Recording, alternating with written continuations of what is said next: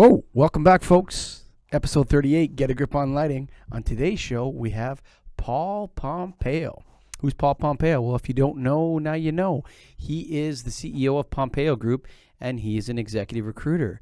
We talked about a lot of things. We talked about the recruiting process, how to hire, how to interview, when you should fire, when not, and a bunch of other things as well. So thank you, Paul, for coming on the show. We really enjoyed it. You're a true gentleman.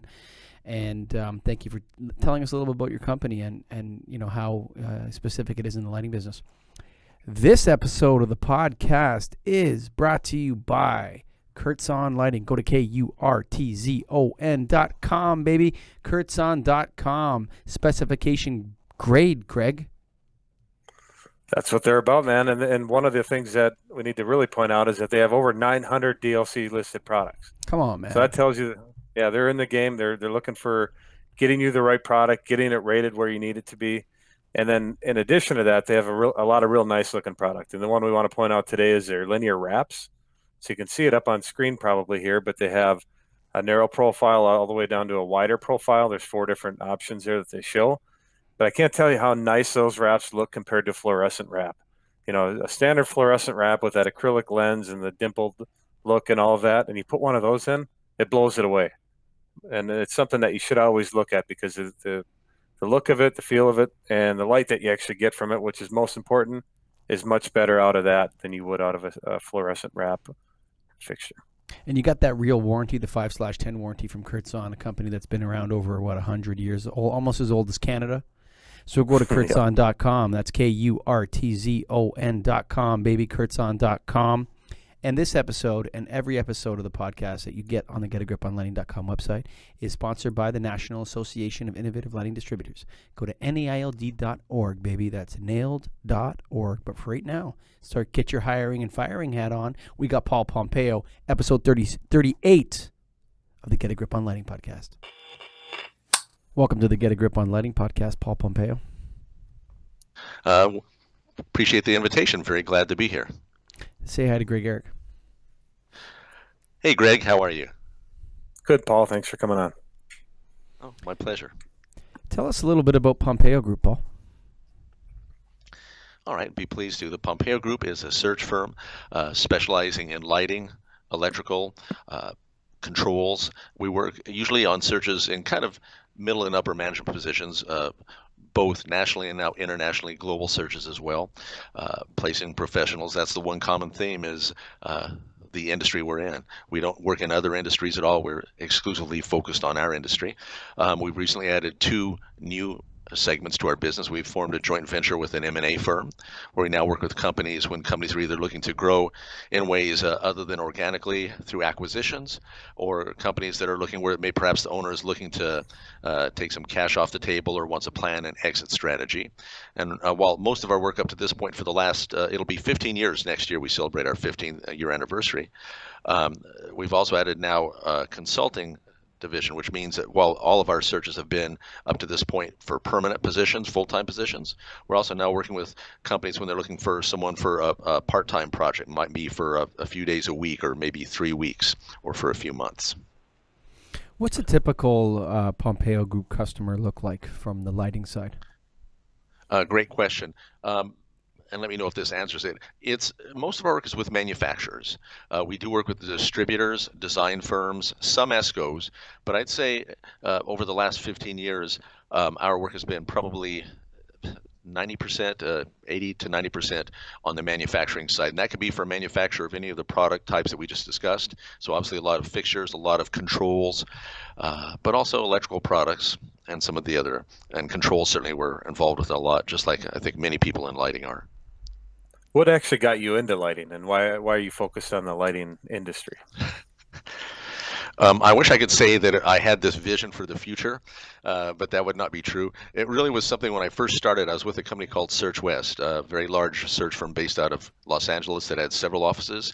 And it was back in the time when they'd hire many recruiters and they'd train us really well, but they'd kind of see who would stick. It was a tough industry. It was kind of almost like compare it to stockbrokers at first.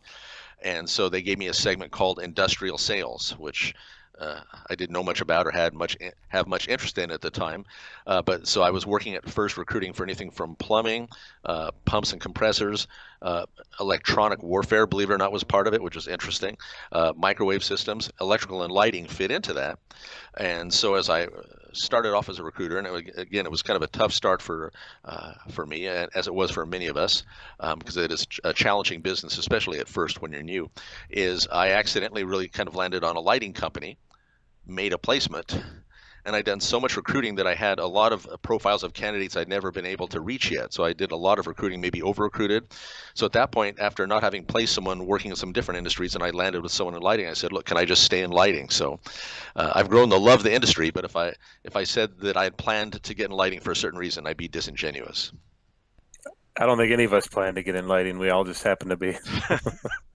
It's a weird if I can industry. add something there. Yeah, sure. It is. It's really an interesting industry. I'll tell you, most recruiters, if you ask recruiters, no one, what is the old meme, or kind of paraphrasing the meme, gee, mommy, I want to grow up to be a recruiter, said no child ever. Yeah, it's kind sure. of like that, right? Most of us recruiters got into the business by accident, but recruiting has been just a wonderful industry for me to have gotten into, and I'm really thankful to the folks at Search West where I got my start. But lighting was something by accident, and like you said, for many of us, but it's now lighting is equally a passion for me. And I was flying back from our New Mexico office last week, and I caught myself taking photos on the Southwest Airlines of what I think are kind of their cool new lighting systems that are kind of color changing. So I was busy taking photos of that. So I'm a lighting geek as much as the next person. And that's in the business class of Southwest, right? I was about 3 seats in front of the toilet row in the back, if you want the full disclosure there. And I have to share with you one thing, if I could, just briefly, is one of my first searches with a lighting company, I had picked up the president and his wife from the airport, and we were going through LAX. And as we're going down the escalator, the president's pointing to a lighting fixture in the airport and saying, gee, honey, what is that? What do you think that is? Is that Hubble or Cooper at the time or whoever? And I remember thinking to myself, and he's a great guy. He's still a friend and a client of ours to this day. He's with a different company now, but I thought, gee, that's awfully, I would never be, what a mundane thing to do, to be pointing up at a lighting fixture and wondering what that is. And of course, before I knew it, I was doing the same thing, right? So I'm busy pointing at things wherever I go, hey, trying to look and see what it is. So it's funny how we all get into lighting from different locations prior to the industry. Yeah, I might get smacked in the head if I started pointing out lights to my wife. I don't necessarily do it with my wife, but I've definitely done it with other people, and I find myself definitely looking on my own, trying to see if I see who made it, and I learn every time I many times when I look and try to investigate that. Sure. When one of my buddies was a flooring guy and I was a lighting guy, so we'd walk into a room and I would look up and he would look down. It was interesting. Okay. Yeah. So he'd be looking at the floor and I'd be looking at the lights. Back in a little while ago. So you started this thing in 2003. It looks like 15 subtract 18. Yes. Right. So you've been riding the lighting retrofit wave with the rest of us for the last decade and a half, haven't you? Yes, that's not all of our businesses in that segment, obviously, but we've definitely worked in that area with retrofits and things like that. No, but I mean the growth. There's been a shake-up in the business in the last 15 years where it changed from I think, and I don't know if this affected your business at all, but manufacturers having to adopt new products and bring out new things faster, and it's just been accelerating. How has that affected the recruitment process and your business? It's been interesting. I kind of call it an evolutionary or revolutionary time we're in, and it's an exciting time. That's, I think, exciting as well as I think it could be scary to some people. But I for some reason don't look at it as scary. Though who knows where we'll be in 5 or 10 years, right? With lighting, but it's exciting. I think the benefit to us is companies are still looking for people, and I guess what I would say is, although the industry is changing and some of the business models are imploding or changing as we look at them, at the same time, companies are still looking for people. And if you look at it from the candidate side, candidates are now, I think, more emboldened, or employees, to make changes than they were 10 years ago, because business overall is strong. At least they see opportunities out there. So we've been very fortunate that business has been good, but we're also very aware that different segments are facing challenges. Different parts of the U.S., and I'm sure that might be true of Canada as well, are facing challenges in certain locations. So you had out of the services you offer, I assume recruiting is the one that you do the most of, versus mergers and acquisitions and things. Yeah. No, absolutely. Great question. But the vast majority of what we do is recruiting. And I think that will always, hopefully, be the majority of what we do. What's been the highest growth in terms of percentage out of the different services you've offered in the last couple of years? Has it continued to be Well, that? I think really, no, it continues to be recruiting. The M&A side where we're partnering with firms is relatively new for us. It's really only a year, so we're having nice traction in our first year. But it's Is that still just because 1 there's year. so many mergers and acquisitions and consolidation going on in the lighting business right now? Like, were you able could to you rephrase the take? question? Yeah, so were you able to take your recruiting clients who are manufacturers? Because right now, a lot of people have been pointing to and hinting at serious consolidation in the lighting business over the next 5 to 10 years. Was the mergers and acquisitions side that you're now opening up? Is that to go after your existing lighting clients because you're seeing that there's going to be a lot of consolidation in this industry in the next 10 years? That's a terrific question. I don't know if we really came from it exactly from that end. It was really more coming from the end of what we really do is matchmaking. Is the more I do recruiting, we think of it as employment and placement and search, which it is, but it's ultimately matchmaking. If you think about it, it's matching two people together. Because even though a company may be looking for someone, ultimately it's going to be one person looking to hire another human being, right? So part of it is chemistry is really important, especially in sales and marketing roles, perhaps a little more important than in engineering. So it's really matchmaking. At one point I was thinking, and as we saw mergers and acquisitions just continue over the last 10 years, and even I think increase in the M&A, there was an increase in M&A activity overall, not just in lighting. I said, well, look, if we're matching up people with companies and people with people, why don't we really use the same skills to match up companies and companies? And that's kind of where it came from. Has it worked out well? So far, again, we're still new in it, like any kind of new business venture. But so far, we have several engagements going right now. We have some clients where we already have offers. One company, a very respected company, obviously I can't get into details. Sure, of course. It has, I think, 3 offers. Yes, appreciate that. But it has 3 offers on the table. So it's really exciting for me. And I'm honestly learning. I work with an M&A partner who understands the due diligence, all the other things related to different aspects. What I advise on is just the lighting industry and perhaps targets we might want to reach out to. Yeah, what type of companies are being acquired or in that merger acquisition? Is it, again, manufacturing side, or are you working with distributors as well? That's a great question. Up to this point, again, we're speaking kind of while it's somewhat of a new business area for us, but the bulk of it is manufacturers, but also there's a lot of interest both on the acquisition side as well as being acquired on the distribution side. So I'd say that's not too far behind the manufacturing side. We've seen a little bit of a design on the design side, but with design firms, they have to be really of a certain volume to have it make sense if they want to be acquired. We've not been approached yet by any design firms that want to acquire other companies, but I think at one point we'll be working, I would imagine, with some of the very large A&E firms that might be looking to buy up, let's say, a local practice or acquire a local business. So what is the true value of buying a manufacturer? A lot of it, as we know, is manufactured overseas by subcontracted manufacturers that really any lighting manufacturer could probably get into and kind of figure out in a roundabout way.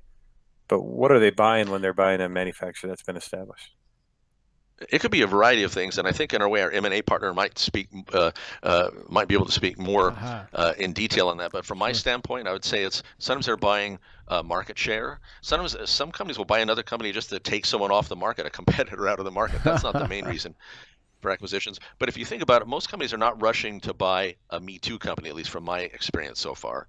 They're rushing to buy a company that has a unique product that maybe fits in with the acquirer's strategic plans of an area where they want to be able to add that product offering to their mix. That's what I see, I'd say, more than anything else. I would add one thing. Okay, sure, go ahead. Sorry. No, you go ahead. No, I was just going to add, especially I think because it's pertinent related to your podcast, is that it surprised me at first how much interest there was on the distribution side. So that was really neat for me to see as far as distributors looking to acquire other wholesalers or other companies wanting to consider, an acquisition as well. Again, it's not anywhere near yet the volume of the lighting manufacturer side. We've definitely seen a lot of activity. And it surprised me at first because a lot of it comes from overseas, which I was not thinking about at first, but we have contacts throughout the world in lighting, and a lot of people who have been interested in acquiring companies or being acquired have come from Europe or in Asia. So that part was kind of an interesting surprise to me. Let me ask you a little bit about the recruiting side. Do you have a difficult time when you're taking someone that has a job, an existing position, and moving them to another company? How do you handle that from a perspective of, you know, like for me, when I'm hiring somebody on my end, I'm always a little bit wary to take someone out of a job that they have, that they're doing well at, and then moving them to a new position where they may or may not succeed. How do you coach your recruiters to deal with that? There has to be an emotional process. There has to be something to that is, you know, that you really have to have a skill at. How do you guys handle that? Okay. What I would say there is that, first of all, I have to respectfully disagree with your premise. Okay. Right. I always say that we can never take a person. Okay. I always joke that I wish I were, you know, if that were true, it'd be like I'm the Pied Piper, right? Where I just call up and say, hi, this is Paul Pompeo, and say, okay, where should I go? I wish my work were that easy, right? I probably would be, you know, in Hawaii right now full time, but it doesn't work that way. What happens, as I say, you can never take a person. First of all, it's not like you can take a rock or take this piece of paper. A person's only going to want to leave the company that they're at for something that they feel is better. So in that sense, you know, obviously if someone's recently started with a company, we try to stay away from candidates like that. And it's not good for their career if they're just if we had a candidate recently that had approached us, had been with this company since January. That was something very uncomfortable with us for a couple of reasons. One is for his career, it's not going to be good to be making a change after 6-7 months. But beyond that, if he's doing that, what would be the reason that he's not going to do that to his new company in 6 or 7 months? So we don't look for job jumpers, but we really feel we're not taking someone. And occasionally you'll have that person, and often you'll have someone. When we have had that question from an employer, though, you know, about taking employees, it's candidly, without naming names, it's been certain companies where they have turnover problems. And our reply to that is respectfully, if you take care of your people, they're usually not going to want to leave. And the best companies have very loyal companies because they respect their employees and treat them, you know, carefully, and pay them appropriately in a competitive market, and you won't lose your candidates. The other thing I would say is when someone's looking to hire someone, I'd say if you're not sure about the person, because you talked about, gee, what if they're currently employed? And I agree with you. I would say to any employer or client, if you're not sure about this candidate because they're currently employed, let's keep looking.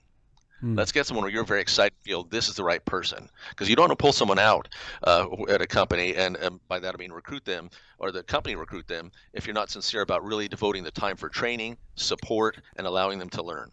Yeah, you know, it's funny that you say that, because it's kind of a dichotomy, and I'm just speaking personally here, and I don't know if Craig feels the same way. The first thing is that when you're working with a recruiter, and I have, there's, instead of them, you know, people applying for a job or coming for a job and then presenting to you, it's kind of inverted. You kind of have to sell the person on your company, which I don't even, like, it seems to invert the process of hiring.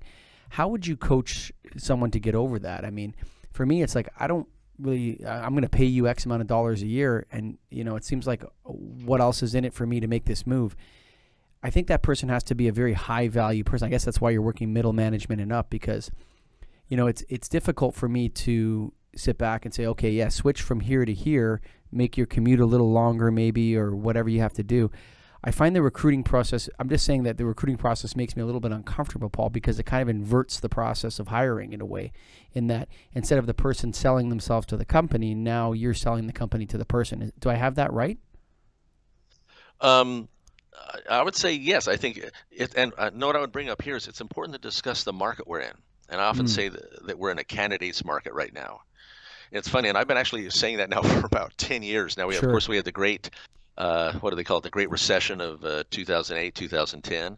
But other than that, it's really been a candidates market. And I would say now that it's even more of a candidates market than it was 5 years ago. So what that means is that there's a real war for talent out there. And I can speak for lighting, but I think it's true for many other industries. So you're in a different market, right? It's all in it's supply and demand, right? If we're in a period where there's been a recession or there are a lot of people out of work, then it's a little different. But right now, candidates are kind of sitting in the catbird seat to some degree, which means that the better the candidate, we find that the more opportunities they have at their current company, as well as other companies calling them. So as the employer, what we advise the employer is, and I understand exactly where you're coming from, because sometimes an old employer will say, gee, why should I have to sell them, Paul? You know, I'm interviewing. You know, if they want to come work for me, they will. And I say, well, that's a nice thought. And you can have that attitude. But what's happening is your competitors are going to be approaching it differently and wooing that candidate aboard and making them comfortable. Think of it in a way almost like with sports, right? is if you have a hot free agent, is companies are going to bring them to their training facility, show them why you should come here, and all those things. You really need to woo the best candidates, and obviously you have to be competitive dollar-wise. We're not in a market right now, to lowball candidates. That rarely works, and I find companies that do that have the candidates stay where they are or take another opportunity. So it is a real competitive market for employers, and that is a real challenge. But we advise our clients on the best strategies to deal with that market to be successful. The when you're thinking about this, are you serving, like, who is your customer? Is it the manufacturer, or is it the candidate, or is it both? A, B, and C, all of the above, or so I would say D, right?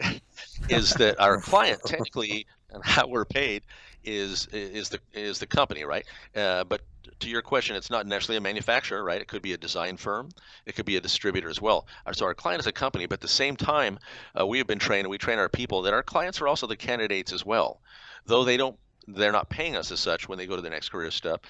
It's really that matchmaking and satisfying both candidates. While the company is certainly technically our client from a financial basis, putting a candidate in a situation that pleases the client, if it's not good for the candidate, is not good. It has to be good for both parties to be good for all of us. So a candidate comes to you and says, "Hey, Paul, I want $100,000 a year salary plus this plus that." Have you ever turned to them and said, "Look, looking at your resume here, looking at how long you've worked in the business, whatever, I don't think anyone's going to give you that amount.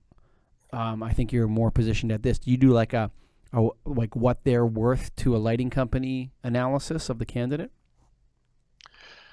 To some degree, but I really would advise anyone, whether it's a client, company, or a candidate, to be realistic in their expectations, and that's an important thing. So if we think that a candidate is not being realistic in their expectations, or if a company is not being realistic in what they want to offer candidates, our job is to advise parties ahead of time to try to realize why it's not in their benefit to have something that might be out of line with what their position might normally pay. So what is the process like? Is it a standard questionnaire, or is it different depending on who the customer is or the client? How do you guys go about it? If somebody wants to use your services, what kind of steps do you take? Well, we have a fairly extensive series of questions we go through with an employer when we first take on an assignment. In fact, most of our existing clients are used to it, and so luckily we've kind of developed profiles where we don't have to start from scratch with them. But for a new client, they're always surprised and say, "Gee, you all are more detailed than any search firm I've ever worked with." Or there'll be lots of times we get the question, "Boy, I never thought about that," and that's great, because if they're not thinking about those things, they should be thinking about those before they're really starting the interviewing process. So it's a very thorough interview that we do, so that we can really do the search through the client's eyes and view that position. If there's another person involved with the interview process, we also will go over those notes with them. Because another thing that's really important, I've learned this the hard way in the past, is you can have two decision makers with the company that don't see the position the same way. And I have had more than one time earlier in my career where you get to the ending and it's an offer stage, and the client says, "Gee, I want to hire this person," and their colleague says, "Well, gee, but they don't have this." And the other person says, "Well, that's not critical to me." "Well, it is to me." And then the search starts all over. So we've learned to really involve the key people that have hiring, or will be the key people that interview and work with that candidate to be involved with the interview process. I don't know if that made sense, so I can reword it if you like. Yeah, no, I get you. And this question, I hope it's taken in the right format, but we had a recent podcast with Carol McLogan, and it was on inclusiveness in the interviewing process and the hiring process. Is there ever a time where a client might say to you that I think this is a gender specific role? I know that is probably not likely, but I'm curious on that topic.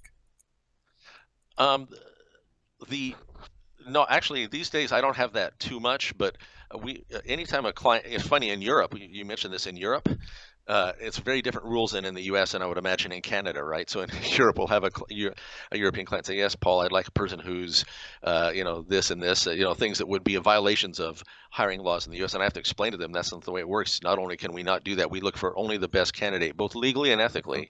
But you don't want to be asking any of those questions, Mr. or Ms. Employer, in the U.S., or you're going to potentially put yourself at great risk legally. So we don't have people usually specify anything like that. Yep. And if Oh, they I did, I would figured that. tell them, look, we can't. It's like asking someone what their religion is, during an interview. Just none of that is appropriate. It should be about the best person and the most talented person. If a client ever does that, there have been cases in the past, not many cases, where we've had to just, not work on the search or tell them, we might not be the best firm for you.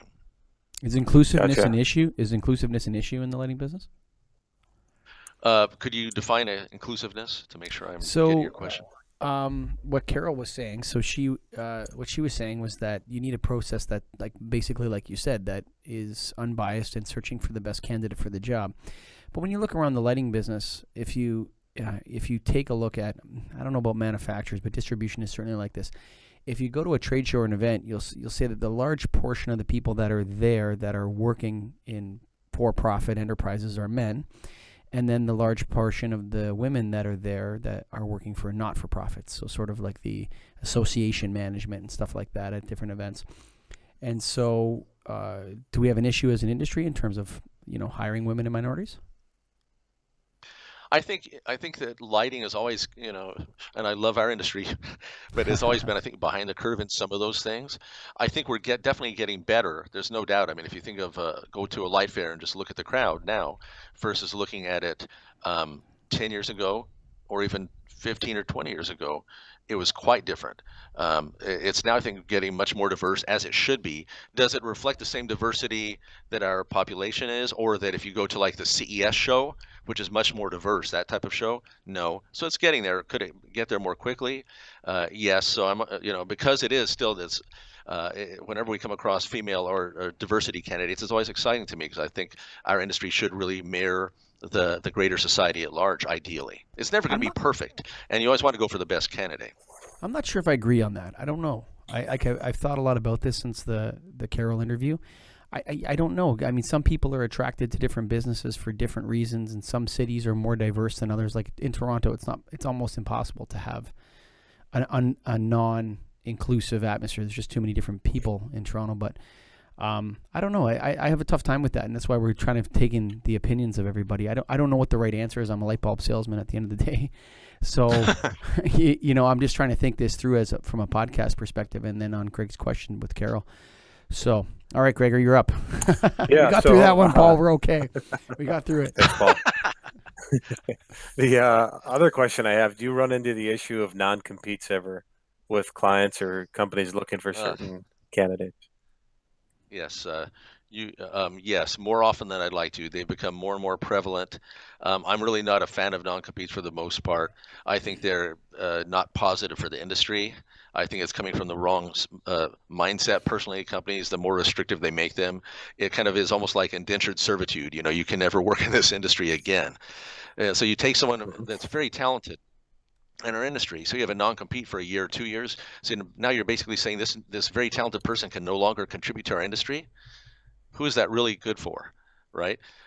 So I think that what we've suggested to a lot of clients, and I'm hoping we'll see a trend in this, at least we're suggesting, and you can spread the word if you agree, is rather than a non-compete, is an NDA. I think that's much better. See, I agree. I think a non-compete is, so in Ontario, if you signed a non-compete with somebody, and either they quit, they got fired, or they were laid off, they could actually turn around and sue you and say, this is for sure common law in Ontario. They could turn around and sue you and say, well, I can't work till the end of this non-compete, so you should pay me because I'm only able to work in this industry because all my skills are in this industry. So in Ontario, it's actually the other way around. You don't want to sign a non-compete. So if you have a non-compete with an employee that you're going to fire, the first thing you do is waive the non-compete before you fire them. And so it's kind of like a dull threat.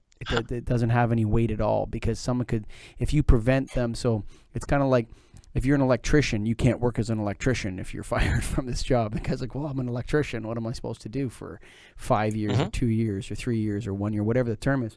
And so they actually can sue you if you don't release them from that. So it's actually turned on its head in Ontario in that respect. Well, that's a very unique situation. I've not heard of that. In the U.S., it really vary by the state too, right?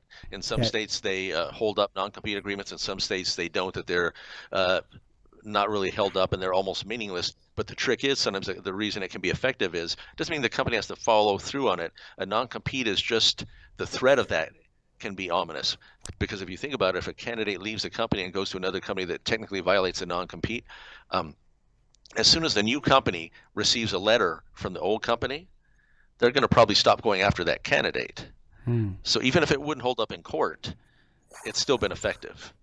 Yeah, agreed. Yeah, there's a point there where it acts as a barrier, whether it's enforceable or not, is what you're saying. Exactly, and it's the threat of it more than the actual pursuit of it that can be the power in it. And I would say one thing to the larger companies, the conglomerates' credit, I've seen this occasionally, though I don't think they'd admit it to you, but I've seen that with candidates, sometimes they've been more flexible in the non-compete. If a candidate has stood out and said, look, this is just too restrictive, if something were to happen, I'd not be able to really, apply my trade in our industry again. And they've either, the companies either, to their credit, have adjusted the non-compete for that particular candidate, or in some cases, if a candidate has refused to sign it and they really want the candidate, they've allowed the candidate to join their company without signing a non-compete. So those will vary by employers, though by employees, though I don't think many of those companies would admit doing that, because they'd have all their employees wanting to renegotiate in that sense. And the companies most likely would not do that. But I have seen companies be a little more flexible based on a person's concerns about the non-compete. And again, we recommend an NDA that I think can accomplish a lot of the same things versus a non-compete, which I don't think is good for our industry. I think, for me as a business owner, I wouldn't, obviously I don't have non-competes because they don't make any sense in Ontario, but the other side of it's like, I think there's something immoral about if you leave one employer to take their customers. I think that's wrong. I don't think people should do that. I think when you go to a new company, you should develop a new customer base or develop new customers. And I agree. Go ahead. I'm sorry. No, you go ahead. No, you comment. Go ahead. I was just going to add that I think that, so non-competes, are they, I sound like I'm down on them. I would say that the way I see them currently, sometimes they're just way too restrictive. I mean, I've seen somewhere just listing every type of lighting product you imagine with one candidate. And I said, according to this, you can't do anything in this industry, because it was like just a paragraph full of lighting terms. To me, that's not productive. But let's say to go to your direct competitor and things like that, I think it's fine to have a non-compete. I would say that kind of prevents a candidate from selling the specific products into the market that you're in for a specific period of time that's reasonable and realistic.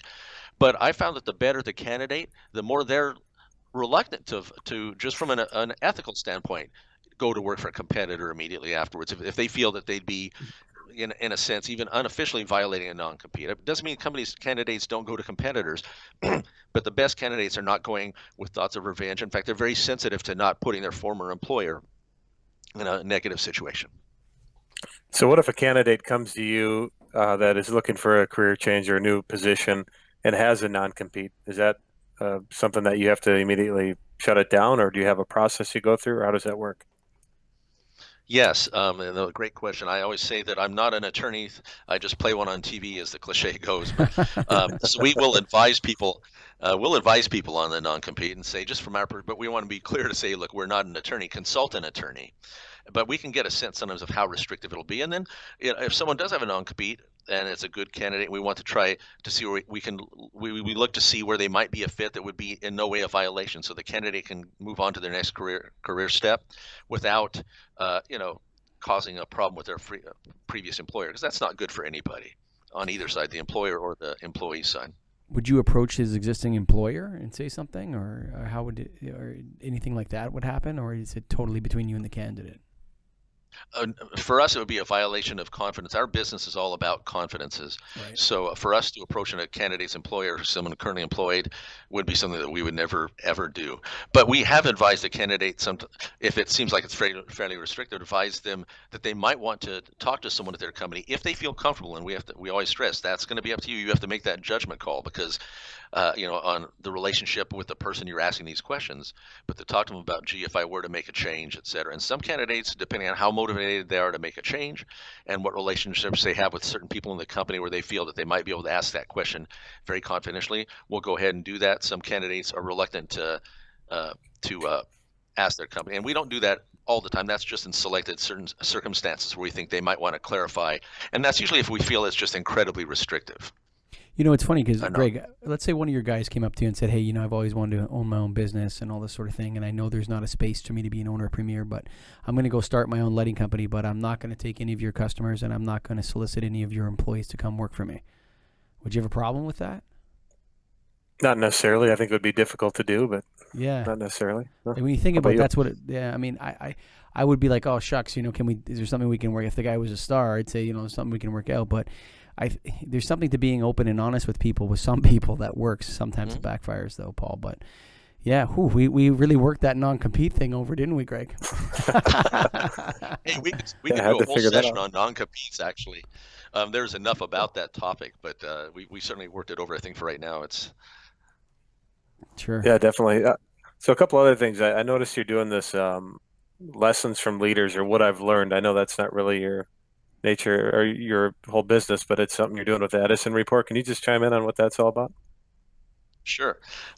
It's something at one point, Randy Reed and I were sitting on a little quasi park bench at a light fair many years ago. It was like where they'd set up a little bench over a quasi bridge, believe it or not, at one of the shows. And we were just talking about things and kind of just talking about different ideas of things that we need to do for our industry. Because I think both, I don't want to speak for Randy, but I think both of us, I'll say for myself, have been very fortunate. The industry's been a great industry for us. It's something I really enjoy and enjoy being part of. And I think it shows in our work, honestly, that we really love lighting and love our industry. But we were talking about different things, and we talked about the idea of something where we would talk to different people that have really reached certain levels of achievement in our industry and just kind of ask them what they've learned. I always like that idea. And I saw it in a magazine at one point. There's a feature years ago, something like that called like What I've Learned, where it would take a celebrity or a famous public figure or a politician.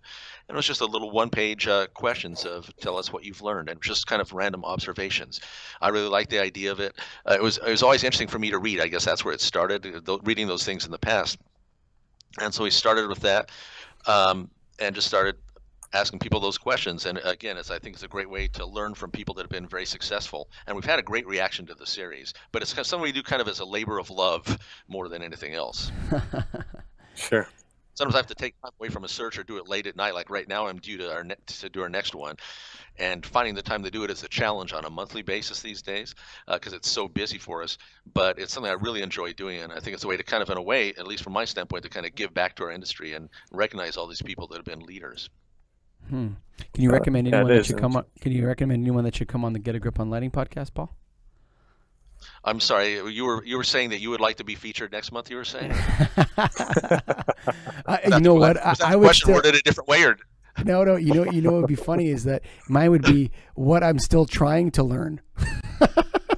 There you and me both. There, yes. But you know, we're always looking for good guests. So if you know anyone that can come on the show,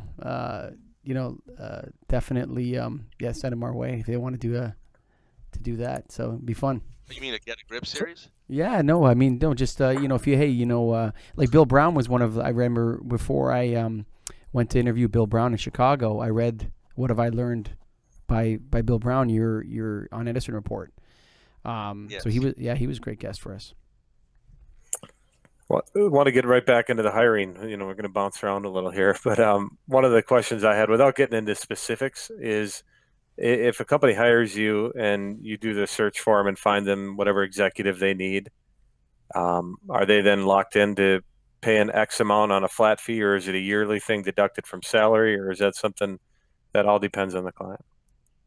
I think that's something that it depends on the client to a degree. Getting into fees and terms, I think, are something that we would normally not get into any more than talking about prices on your program. Right. I think would be, if you don't mind, if I want to try to answer any questions, but I think that is something I'd rather. If you want to ask it a different way, I'm glad to try to answer that. Yeah, is it just something negotiated per client, or is it like this is how the process is? They work X amount for 3 months and.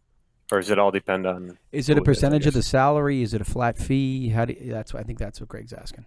Yeah, it varies by company. I would say if I can turn this around for a second, for both of you, for your businesses, you probably have certain rates and prices, right? Mm-hmm. But in certain cases, depending on the customer, you may vary those depending on what the situation is, whether it's the price for something or the payment terms. So we're like any other business in that sense. We have certain fees. Sometimes certain things can be changed, but it's just in certain occasions. But I think announcing that on the air, what we would do is something that you probably would be uncomfortable, respectfully doing. I get it. Yeah, I understand. Specific. I'm not trying to not answer, but I think that'd be my best answer there. Yeah, that makes sense. And then how about this question? Are talented people fired? Boy, are talented people fired? Yeah. Oh, I think they. I'm not sure if I. Let me try to answer it and tell me if I've answered it here. Are talented people fired? I think if someone doesn't play well with others, or has a huge ego, or does things that are unethical, absolutely. You know, I think we've seen some cases in the lighting industry, without naming names, where we've kind of seen what some people interpret as being part of the Me Too situation, where certain executives left companies at certain times for reasons that weren't having to do with talent at all, but were having to do with ethical issues, or someone that can't work well with others. Was that where you were coming from with that? Yeah, just curious in general. I know we've talked before, Michael and I have, and just saying, you know, the people that are talented oftentimes are in a position already, so they're not always, you know, out looking for jobs. But I think that's a little Then I might naive, have and I think misunderstood your everybody's. question. Yeah, no, yeah, I think great. I think you better understand it. Go ahead, Paul.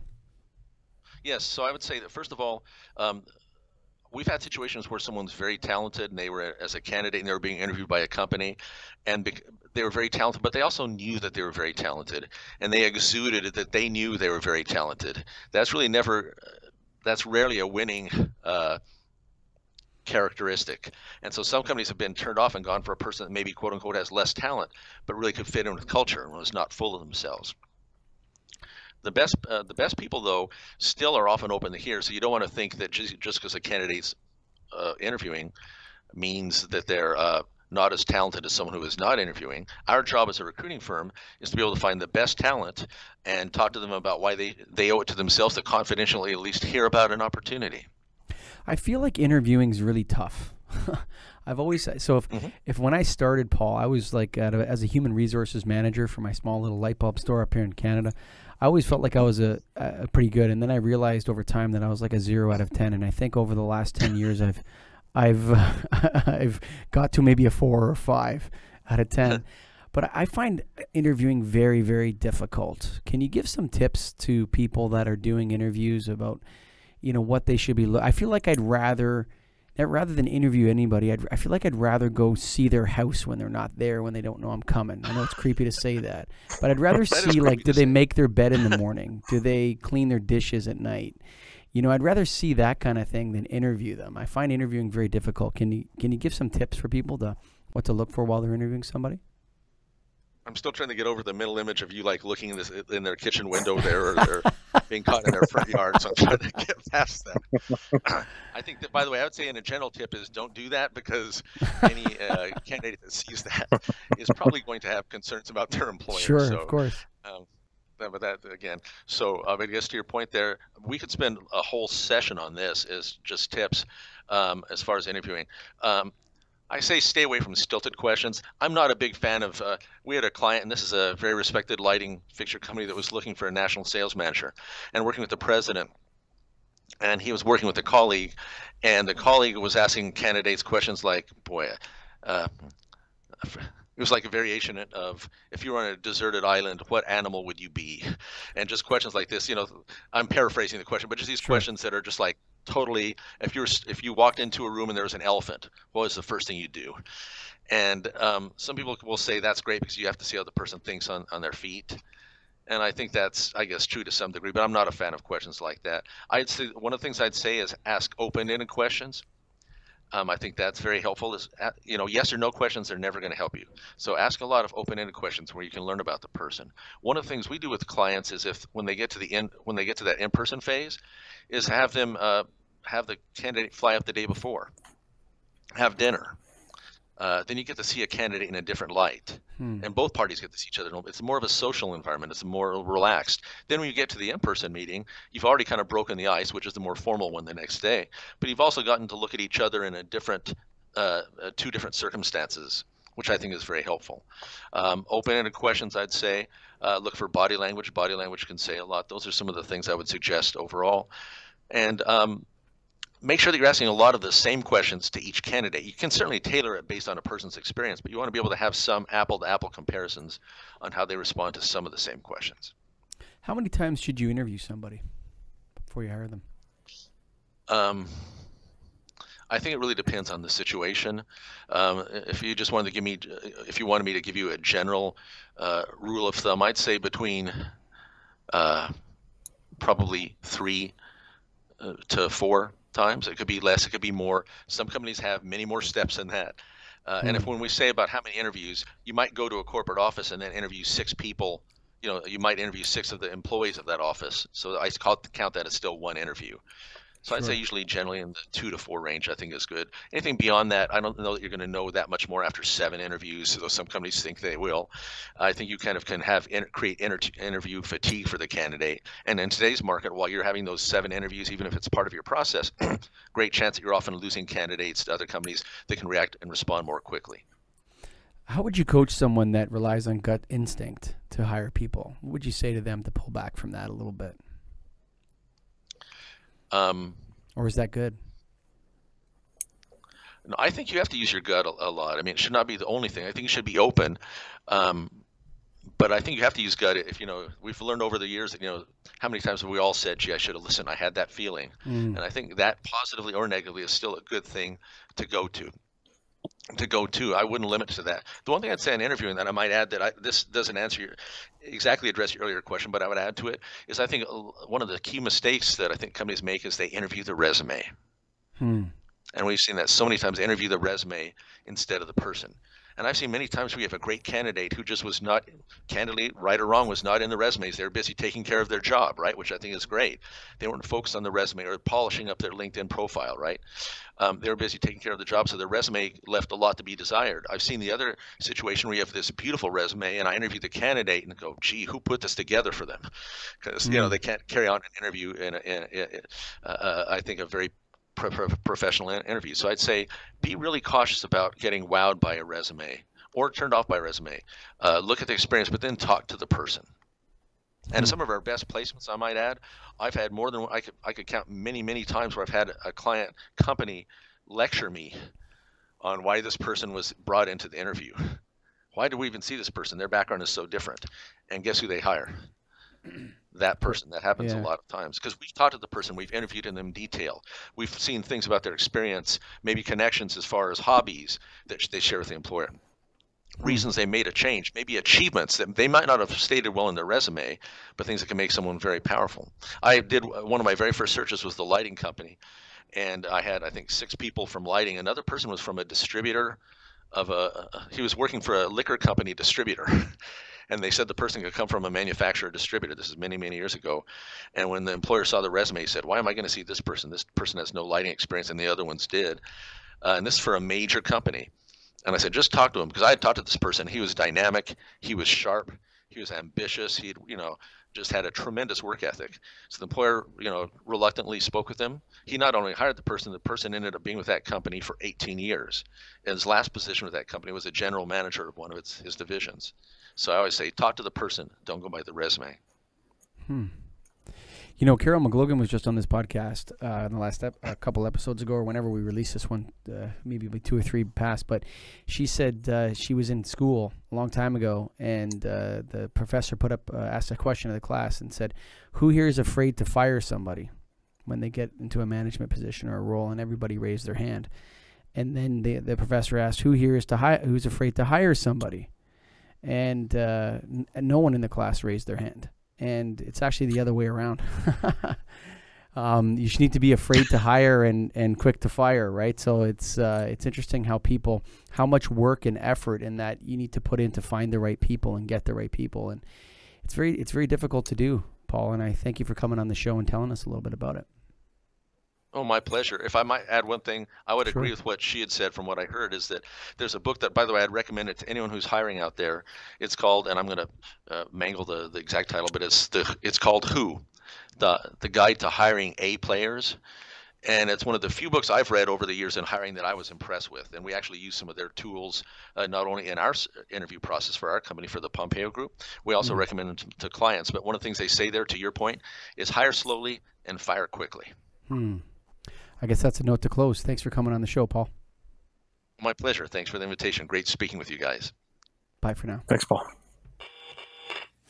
Kurtzon Lighting, kurtzon.com. Go to KURTZON.com, baby. Specification grade. Roll it, Greggy. They have over 900 DLC listed products. And why is that important? Because you need DLC listing a lot of times to get baby. rebates on projects. And they have it. They've covered it all. They make sure they're listing their products where they need to be. And in addition to that, and all their great fixture offerings, they have these linear wraps that you can see probably up on screen. They have a few different options. They have a real narrow profile and all the way to the wider profile. Nice diffused lens, so when you look at it, it's not glary, and it has a nice upgraded look, professional grade. You can really tell just from the quality of it, and it's something that makes a lot of sense to look at in place of fluorescent wrap fixtures or anywhere you need a surface mount or even pendant mount fixture. You could put this. So go to kurtzon.com, and remember, aren't they Jaga compliant too on a lot of their fixtures? Yeah, they are. They go through all that. Yeah, they're a super progressive American manufacturing company, man. So go to kurtzon.com. If you need that specification grade stuff, man, you got to go to Kurtzon. KURTZON.com, baby. That's kurtzon.com. And we'd like to thank the National Association of Innovative Lighting Distributors. Go to NAILD.org, man. .org. I said .com a few times. It's .org, son. Nailed.org. National Association, Innovative Lighting Distributors. We're here to help. Join us. And hey, Paul, thanks for coming on the show. We really enjoyed it, talking to you and hanging out, talking about hiring and firing and picking up new people and all the stuff that goes involved with that. You know, Pompeo Group's a leader in what are they? They actually specifically target the lighting business, don't they, Greg? They do. Yeah, that's their focus, and that's what it's been from when he started it. And definitely a good option for you. Yeah, Paul Pompeo and the Pompeo Group have rid the lighting wave with the rest of us. So we actually talked a little bit about the future of the industry as well. So thanks for Paul for coming on the show. This is episode 38. Get a grip on lighting.